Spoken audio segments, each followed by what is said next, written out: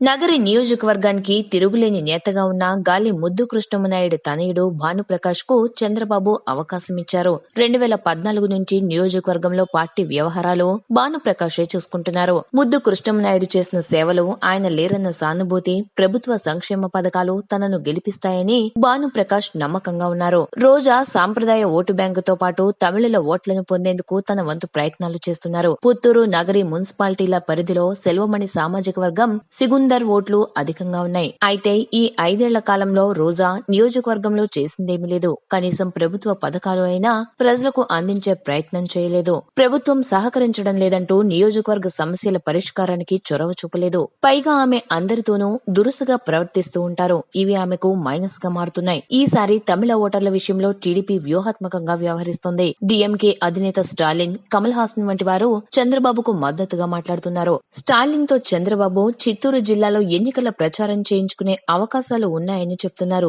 ఒకవేళ స్టాలిన్ రాకపోయినా తమిళ ఓటర్లను టీడీపీ వైపు మళ్లించేందుకు డీఎంకే నేతలతో తెరవెనుక ప్రయత్నాలు చేయడం ఖాయంగా కనిపిస్తోంది. ఈ పరిస్థితులన్నీ పరిగణలోకి తీసుకుంటే ఆర్కే రోజాకు ఈసారి అంత తేలిక కాదన్న అభిప్రాయం ఏర్పడుతోంది. ఎమ్మెల్యే అవ్వాలన్న తన కలను నటి రోజా గత ఎన్నికల్లో నెరవేర్చుకున్నారు. టీడీపీలో ఉన్నంతకాలం ఓసారి నగరి నుంచి, మరోసారి చంద్రగిరి నుంచి పోటీ చేసి పరాజయం పాలైన ఆమె వైసీపీలో చేరిన తర్వాత నగరి నుంచి అతి కష్టం మీద 858 ఓట్లలోపు తేడాతో విజయం సాధించారు. దానికి కారణం ఆమె భర్త సెల్వమణి ప్రచారం చేయడం. గత ఎన్నికలకు ముందు సెల్వమణి శ్రీలంక తమిళుల విషయంలో కాస్త హడావిడి చేశారు. అరెస్టు కూడా అయ్యారు. ఆ సానుభూతి ఓట్లు రోజాకు లభించాయి. దాంతో విజయం సునాయాసమైంది. ఈసారి ఆ తమిళుల ఓట్లు రోజాకు పడే అవకాశమే లేదు.